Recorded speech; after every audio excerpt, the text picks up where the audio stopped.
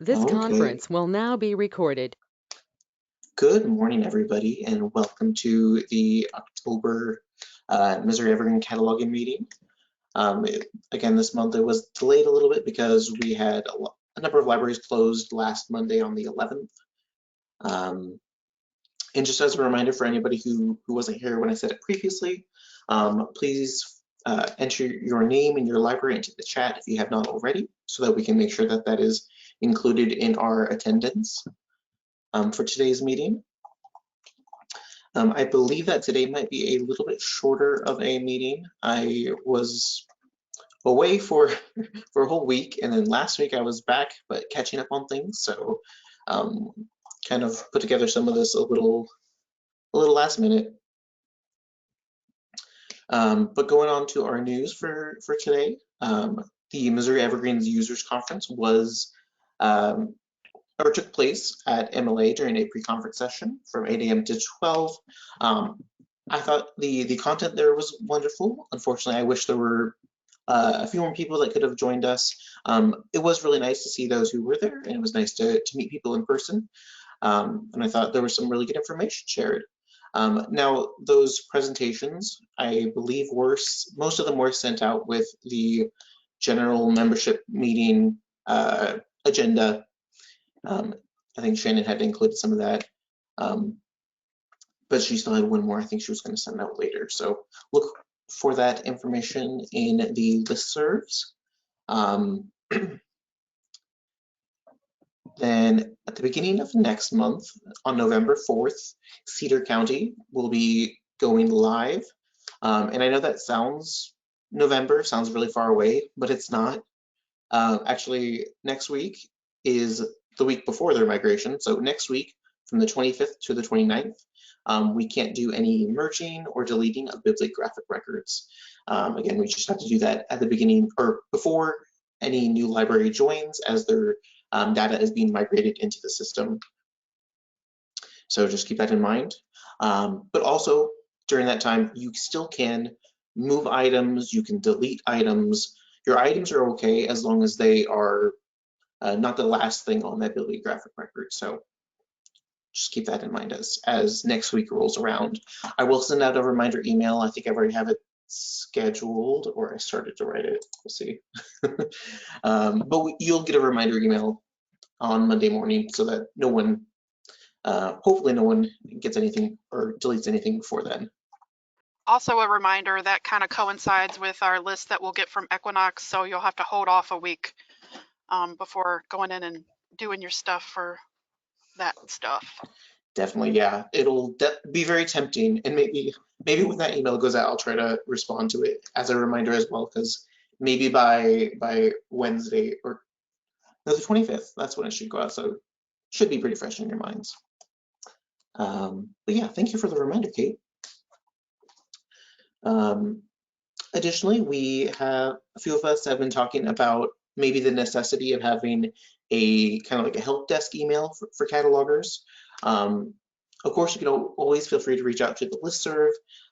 That will go out to everybody that is subscribed to that. So I know that for some, for like a simple help question, they might not want to reach out to everybody for that, and that's okay. Right now you still can reach out to myself or other members of the cataloging committee, but we are kind of toying around with maybe a distribution list or a separate email so that people can reach out to somebody directly, and not have to worry about, is that person available? Is that person out of the office that week? Or do they have time right now? Being able to have that single email and kind of split that responsibility up among other catalogers or people on the committee will hopefully help people get their questions answered a little bit more quickly. So look forward to more news about that. And that really kind of covers up our news section. But there are a few reminders or things I wanted to bring up regarding our cataloging practices. First thing on my agenda there is our managing and reviewing our monograph parts. Of course, we had a discussion, I think, towards the end of September. There was an email on the listserv talking about monograph parts and how should we be communicating about those. there currently is a report in the reports module um, that will help you to identify which of your items are parted or not parted. This report, of course, does require a little bit of know-how with Excel and using the reporter. There are But step-by-step instructions on the website. Sorry, you were probably just about to say that. you got it. You got it. Exactly. There are instructions that will help you kind of through that. Um, and I know also in that discussion on the listserv, there were some who were hoping that potentially we could get that just as part of our monthly reports. I do need to check in with Rogan about that and see if that's an option. But even then, it might require a little bit of Excel know-how to at least sort out the list or kind of identify those items that are your own. So just wanted to keep you all updated on that. Oh, and I do have a question on there. If we do get a report, I believe it should just be for DVDs, or do we need it to be for all items to identify things that are parted that shouldn't be? Does anyone have any opinions on that? More formats might be a bit overwhelming, but we do have things in the catalog that are parted that don't need to be. So I'm not sure how we could pinpoint those without running a huge report like that. Right. DVDs, of course, are the #1 culprit, but so I don't have a good answer for that. It would either be a ginormous report. Yeah, I agree. I think for what we're trying to do here, I guess we should maybe target the DVDs at least right now, since that it seems to be the greater challenge, and then hopefully there should be fewer of those items that are parted when they shouldn't be, and hopefully there's just few of those enough that we can reach out to people as those come up. Can I ask a parts related question? Yes, you sure can. I have, in relation to the reports, I have noticed maybe in the last month when I've been cataloging magazines with parts that we still have part duplicates in the sense where someone uses the best practices formatting and someone does not. And maybe Yes, that wasn't a question. Maybe that was just a, I've noticed information. this. Yes. Right. And so for everybody on the call that has heard that, you know, there are best practices for how we should be labeling our magazines.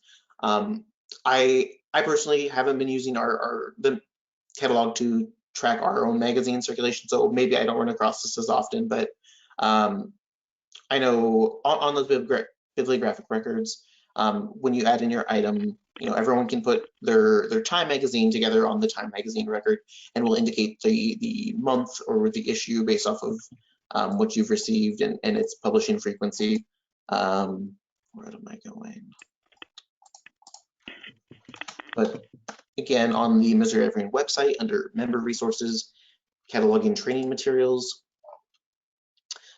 we have our common language for parts for magazines, DVDs, and books. So under that, please use this formatting under the magazine section, in which you're basically using the year and the month for monthly issues, of course, and then if it is like a weekly issue, you would include the day. So if anyone knows that they're not doing that, we'd really appreciate it if you would continue or to update those practices to start using these ones. I know it can be a challenge to go back and fix some of those, but it would definitely make things a lot easier for us going forward. It's also a possibility that new libraries that have migrated have different setups. Right, right. Depending on how that, what they had in the old ILS and what kind of migrated over, it could be very different. Yeah. So Nate, Warren, who's a new cataloger for Missouri Evergreen, he brought up kind of a question that we haven't discussed in quite a long time. He put in a title and I put in a TCN if anybody wants to look at it. So these are graphic novels, and so I don't know I can't say off the top of my head if we allow this or not. But as this is right now, and we're definitely not calling out, you know, a single library, because this is an example of a bib record that, you know, there's a handful of them in the catalog, but these are parted. There's multiple volumes on this. Now, if this, regardless of whether this is allowed or not, these do not have parts on them. So a patron would put a hold on this, and they, you know, they might want the first volume, but they get the 10th volume. That's where the parts kind of come in with this. So I think there needs to be a larger discussion, maybe with the committee or with everybody first, to see if we need these to be separated out, you know, this type of thing, or if we're going to allow bib records like this. I know when I came on 5 years ago, we took 6 months where somebody was nearly working 8 hours a day for 6 months to separate all of our graphic novels and put them on single bibs. So you know, I don't have a preference one way or the other, but it does need to be discussed. But in the meantime, if there's bib records like this, they have to be parted, or that is no use for them being in the catalog. Right, right. And yeah, I think you're right that we don't really have a stance on this right now, and we haven't discussed it too in depth, I don't think.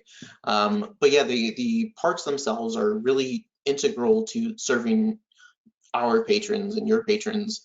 You know, if they can't select which volume they want to get, then in a situation like this where there's a number of items that are not parted, they're not going to be too satisfied when they get the wrong volume because they weren't able to select. So, you know, it's not just like a nitpicky cataloging thing. This is a customer service issue. So, definitely something that we will need to discuss more. But yeah, just to underscore that the point you made, that this is important and will affect your patrons if we don't get that cleared up. So I will make a note to for us to So maybe. Nate, in the meantime, Warren asked again in chat, you know, he should we be adding items to this, and people can park their stuff? Should he be looking for individual bib records for his titles? This is, you know, we can't make a decision today. I know this is going to take a bigger conversation, but we do have these new catalogers, new libraries coming in, and don't really know what to do. Right. My recommendation, my gut reaction, I guess, is to separate things out by title or by individual.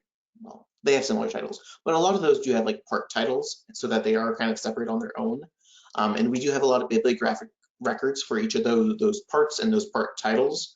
So that is kind of would be my preference. I know that's how we do it. I know, not saying that's the best way to do it, but that's how I would, and that's kind of my recommendation. And I can see, depending on the committee's discussion, that it could potentially lead that direction, that it might make more sense to have those separated out. But again, that's And for this title, it does look like we have most volumes, if not all volumes, in there for you to add to individual ones.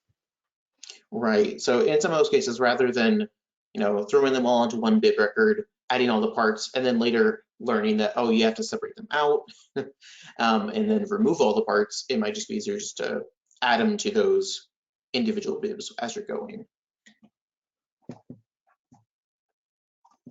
Okay. We all love graphic novels so much. Yeah, but as you know, as we add new formats and as things are published differently, yeah, there's always going to be a need for discussion about what do we do with these as a group. And Retta put in chat, encyclopedias need to be parted by volume. Just as a reminder to everybody. Yes, yes. Again, I know a lot of those are reference materials that get used in-house probably, but yeah, being able to identify which volumes are available is very important as well. Okay. Any other questions about parts or thoughts about parts as we're on that topic? If not, I can go ahead and talk about our next point. I believe a circulation staff member brought to my attention that sometimes it would seem that some barcodes are being reused at different libraries in the consortium, and we just wanted to make sure that you know that can cause a number of issues, especially with circulation. and as things become damaged or lost. So, you know, I don't know if it's written in best practices anywhere, but please don't reuse the same barcode number for a separate item. You know, as I was talking with this individual, you know, I mentioned, you know, sometimes something is missing and we end up deleting it and then we find it on the shelf. I think in a situation like that where it's the exact same item, it wasn't in anybody's possession, you know, you can re-add it without replacing the barcode. But, you know, as things, you know, as you replace something or as something is billed or becomes damaged and it gets wrapped up in somebody's like patron record, it becomes a lot more difficult to kind of reinstate it with that same barcode number. So I think in most cases, it would be advisable not to reuse a barcode number when you're re-adding items into the catalog. And then, yeah, like I mentioned earlier, I was unable to prepare any training session for this month. So I know normally we kind of wrap up our meetings with a little bit of training. However, if anyone would be interested, I could potentially put some time aside and record the presentation that I made for the Missouri Evergreen Users Conference. Is that something that people would be interested in having available? If not, the slides should have a lot of the information as well in their little notes section. I see Got some chat. Yeah. one in the chat at least. So, I mean, if it'd be helpful to at least one person, yeah, I would definitely put that on my list to get that done as well then. Okay. I learned something last week that I wanted to pass along. I learned this in the Evergreen Cataloging Working Group, which is the Evergreen community at large. In the Zool client, there was a little button there that you could push for help, and it would give you all the keyboard shortcuts. That's not in the angularized catalog, but if you're in the catalog on any search screen, if you push Control H, then all of those helps come up. Oh, wow. And I thought, heck, I wish I had known that. You know, we all love a good keyboard shortcut. So that's Yes. Control H. Yeah, Control H. And I I'll be have sure to only put that in found the that notes.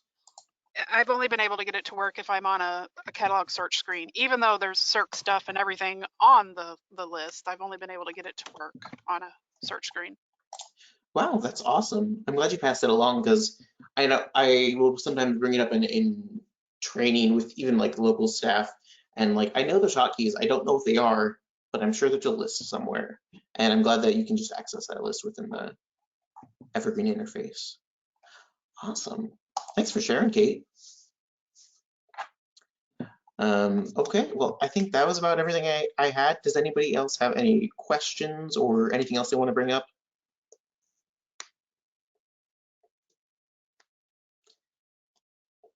I don't see anything in the chat.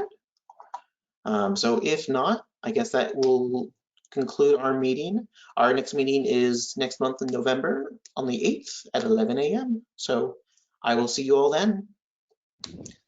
Thanks for joining. Bye, everyone.